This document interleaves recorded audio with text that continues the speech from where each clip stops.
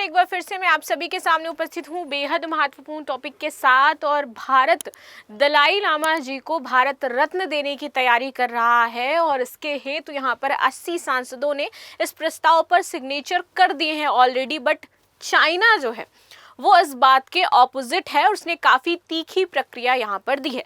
अभी कुछ दिन पहले अगर आपको याद हो तो दलाई लामा के चुनाव से संबंधित जो नए दलाई लामा बनने वाले, बिकॉज अभी इन्होंने अपना 90th बर्थडे मनाया है और जो नए दलाई लामा बनेंगे इसके चुनाव को लेकर के काफी ज्यादा यहाँ पर कंट्रोवर्सी चल रही है।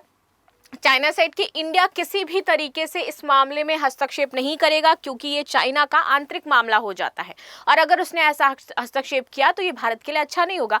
बट द क्वेश्चन इज कि जब भी हम इस तरीके के मैटर में इन्वॉल्वमेंट दिखाते हैं, वैसे इंडिया ने तो अभी तक कोई ऑफिशियल इन्वॉल्वमेंट दिखाया नहीं है, लेकिन चाइना पहले ही डर जाता है और चाइना ने स्पेशली ये बात ओपनली अपनी जो संसद है वहां पर जाकर के कही।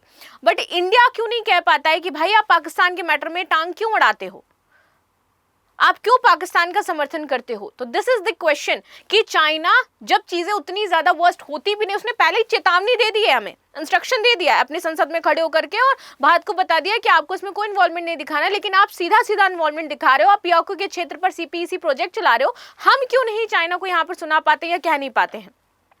क्या ये हमारी कमजोरी है? क्या हम वाकई ये चाहते हैं कि सामने वाला देश हमें सुना करके चले जाए और हम शांति से बैठे रहें? वैसे आप सभी का क्या कहना है इस पॉइंट पर मुझे जरूर बताइएगा। और आज आते हैं अब हमारे टॉपिक पर, इस पर समझते हैं थोड़ा सा। भारतीय सांसदों का सर्वदलीय मंच दलाई लामा के लिए भारत रत्न की मांग कर रहा था।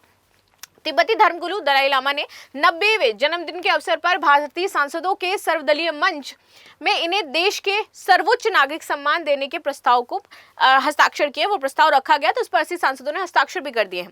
इकोनॉमिक टाइम्स की रिपोर्ट के अनुसार इस प्रस्ताव पर 80 सांसदों ने हस्ताक्षर किए और इसे जल्द ही प्रधानमंत्री या राष्ट्रपति को सौंपा जा सकता है। मंच ने तिब्बत के मुद्दों को विभिन्न मंचों और विशेष रूप से संसद में उठाने का भी फैसला किया है। दलाई लामा का उत्तराधिकारी घोषणा और चीन की जो आपत्ति है वो क्या है? देखो, अब हिमाचल प्रदेश के धर्मशाला में इन्होंने अपने 90वें जन्मदिन के समारोह के दौरान यहाँ पर अपने उत्तराधिकारी जो चयन करने वाले हैं इसको लेकर के गादेन फाउंडर जो फोडरंग ट्रस्ट है इसको सौंपने की घोषणा करी है कि जो अब उत्तराधिकारी का जो चयन किया जाएगा वो गादेन फाउंडरंग ट्रस्ट है, वो इसके बारे में आगे सारी चीजें करेगा। ये जो आपका गादेन फाउंडेशन है इसकी स्थापना इनके द्वारा स्वयं की गई है, दलाई लामा के द्वारा ही की गई है। इस घोषणा पर चीन ने कड़ी आपत्ति जताई है। ठीक है, यहाँ पर दलाई लामा का अधिकारी चुनना उनका आंतरिक मामला है, ये चीन ने बोला है और ये फैसला केवल चीनी सरकार करेगी, ऐसा उनके द्वारा कहा गया है। आगे आते हैं, गादेन फाउंडरंग ट्रस्ट क्या हो जाता है? स्थापना की बात करें तो 2011 में स्थापना हुई थी।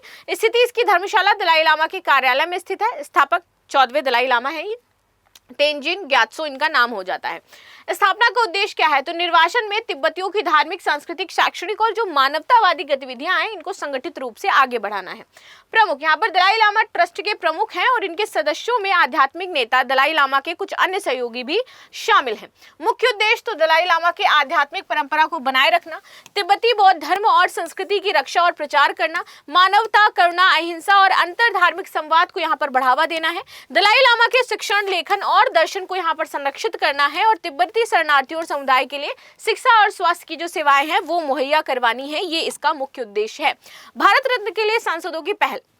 अब देखो, all party Indian parliament forum on Tibet ने इस दिशा में पहला कदम बढ़ाया है और इससे यहाँ पर भारत में जो भारत रत्न देने की मांग है दलाई लामा को वो और भी ज्यादा तेज हो गई है। अब तक 80 सांसदों ने हस्ताक्षर किए हैं। फोरम में संयोजक भृतहरि महताब हैं। इन्होंने केंद्रीय तिब्बती प्रशासन के साथ कई बार मुलाकात की है। राज्यसभा सांसदीय सुजीत कुमार इस पहल के प्रमुख रणनीतिकार हैं और उनका कहना है कि प्रस्ताव पर 100 सांसदों के हस्ताक्षर पूरे होते ही इसे प्रधानमंत्री या राष्ट्रपति के पास सौंप दिया जाएगा। भारत रत्न की अगर हम बात करें तो ये भारत का सर्वोच्च सम्मान कहा जाता है जिसे भारत सरकार द्वारा राष्ट्रीय सेवा हेतु प्रदान किया जाता है।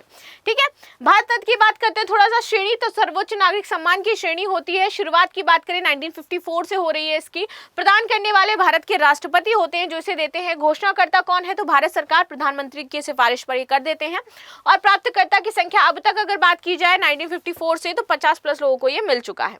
राइट, किसे दिया जाता है? भारत रत्न उन व्यक्तियों को दिया जाता है जिन्होंने निम्न क्षेत्रों में विशेष कार्य किए। ये निम्न क्षेत्र कौन कौन से हैं? जैसे कि कला, लिटरेचर, विज्ञान, सार्वजनिक सेवा और खेल। 1991 के बाद, उससे पहले नहीं, खेल में जो बात कही जा रही कि 1991 के बाद खेल में भी देना शुरू किया गया। इस पुरस्कार में जाति, लिंग, धर्म और राष्ट्रीयता का कोई भेद नहीं होता है। विदेशी नागरिकों को भी ये सम्मान मिल सकता है। पुरस्कार में क्या मिलता है, तो इसमें एक मेडल दिया जाता है और एक पीतल के पत्ते की ये आपकी आकृति होती है पूरा। इसमें भारत रत्न शब्द और नीचे सूर्य की आकृति बनी होती है। किसी वित्तीय इनाम या पेंशन का प्रावधान नहीं होता है। इसे मरणोपरांत भी प्रदान किया जा सकता है। कुछ प्रमुख प्राप्तकर्ता की बात करूं तो डॉक्टर सर्वपल्ली राधाकृष्णन, उनको मिला। मदर टेरेसा, सचिन को, अटल बिहारी वाजपेयी, MS सुब्बुलक्ष्मी, लता मंगेशकर और नेल्सन मंडेला, ये विदेशी नागरिक थे, मानवाधिकार के लिए कार्य करते थे। 1990 में इनको दिया गया था। अब तक 3 विदेशी नागरिकों को भारत रत्न दिया जा चुका है। इसमें एक पाकिस्तानी नागरिक खान अब्दुल गफ्फार खान, नेल्सन मंडेला और मदर टेरेसा भी आपकी शामिल हैं। ठीक है, मानव सेवा के लिए इनको भी प्रदान किया गया था।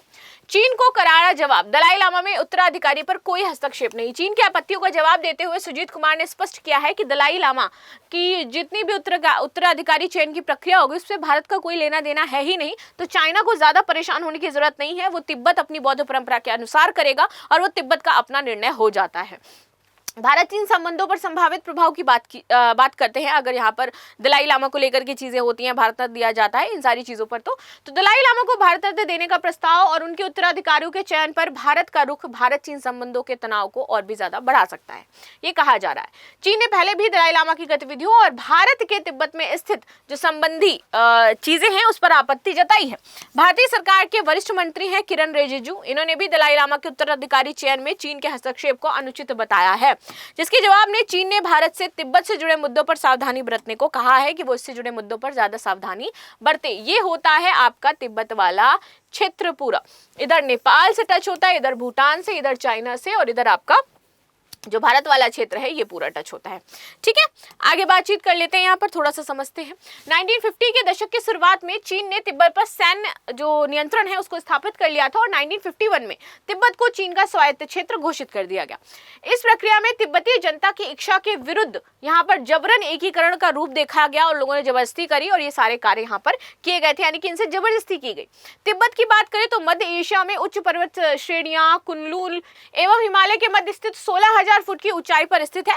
मुख्यतः बौद्ध धर्म को मानने वाले लोगों के इस सुदूर इलाके को संसार की छत के नाम से भी जाना जाता है, इसको संसार की छत बोलते हैं। 1959 में लासा विद्रोह के बाद स्थिति और भी बिगड़ी और हजारों जो तिब्बत थे वो चीनी दमन का शिकार हुए और कुछ बच करके हमारे कहां पर आ गए थे, हिमाचल प्रदेश में आकर के बस गए। पीपल्स रिपब्लिक ऑफ चाइना की संप्रभुता की यहाँ पर पुष्टि की गई और चीन में तिब्बत का दर्जा एक स्वायत्त शासित क्षेत्र के रूप में दर्ज है।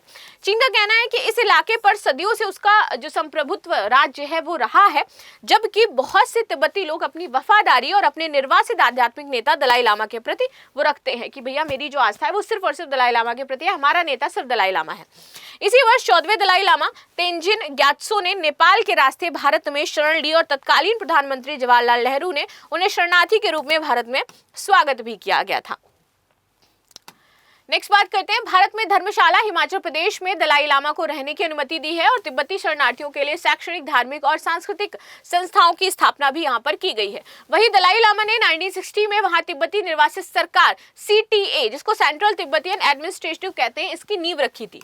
चीन ने इस घटनाक्रम को अपने आंतरिक मामलों में भारत के हस्तक्षेप के रूप में देखा, जिससे भारत चीन संबंधों में अविश्वास और भी ज्यादा गहरा गया। 1962 का भारत चीन युद्ध इस अविश्वास का चरम बिंदु था, जिससे तिब्बत का मुद्दा एक पृष्ठभूमि पर नजर होता हुआ हमें आया, क्योंकि तिब्बत चाहता है कि इंडिया वन चाइना, क्योंकि इंडिया ने वन चाइना पॉलिसी पर सिग्नेचर कर रखे हैं, जिसमें हम ये मानते हैं कि जो ताइवान है और जो तिब्बत है वो सभी किसका पार्ट है, चाइना का पार्ट है। लेकिन आप जो वन चाइना पॉलिसी हमने साइन की और हम चाहते हैं कि वन इंडिया पॉलिसी आप फॉलो करो, तो आप वो फॉलो नहीं करते हो, आप पीओके को पाकिस्तान का क्षेत्र मानते हो। तो हम क्यों नहीं तिब्बत और ताइवान को अलग समझे आपसे? ठीक है, आपने अपना पहले जो ट्रस्ट है वो खत्म किया, फिर इंडिया ने खत्म कर दिया, तो उसमें कोई बहुत बड़ी बात नहीं है। तिब्बत का भारत को लेकर के क्या रुख रहता है, तो जून 2003 में प्रधानमंत्री अटल बिहारी वाजपेयी की चीन यात्रा के बाद एक संयुक्त घोषणा पत्र पर हस्ताक्षर किए गए थे, जिसमें भारत ने स्वीकार किया कि तिब्बत स्वायत्त क्षेत्र है, पीपल रिपब्लिक जो रिपब्लिक ऑफ चाइना है इसके भूभाग का हिस्सा है। तो हमने इसको मान लिया था पार्ट भैया कि इनका हिस्सा होता है। 1959 से पहले दलाई लामा का निवास स्थान तिब्बत का प्रशासनिक केंद्र पोटला पैलेस है आपका, जो हुआ करता था। धर्मशाला में स्थित तिब्बती प्रशासन का स्थान वर्तमान समय में आपका ये है जो आपको इमेजेस में दिखाई दे रहा है। दलाई लामा की बात करें तो इसका मतलब ही होता है ज्ञान का सागर। दलाई लामा तिब्बती बौद्ध धर्म के प्रमुख भिक्षु होते हैं। दलाई लामा करुणा के जो बोधिसत्व हैं इसके अवतार माने जाते हैं, जिन्होंने लोगों की सेवा करने के लिए पुनर्जन्म के लिए चुना जाता है कि ये वापस से जन्म लेंगे। दलाई लामा परंपरागत रूप से तिब्बत के शासक के रूप में रहते हैं जब तक 1959 में चीनी सरकार ने इसको नियंत्रण के रूप में नहीं लिया था। लास्ट में क्वेश्चन है, लासा विद्रोह के बाद तिब्बती शरणार्थियों के लिए भारत में किस स्थान को प्रमुख केंद्र बनाया गया? मसूरी, धर्मशाला, नैनीताल या फिर बोध गया? तो ये थी न्यूज जो हमने डिस्कस करी। अब मिलते हैं नेक्स्ट क्लास में, तब तक के लिए धन्यवाद। लाइक शेयर सब्सक्राइब करना बिल्कुल भी ना भूलें and thank you so much.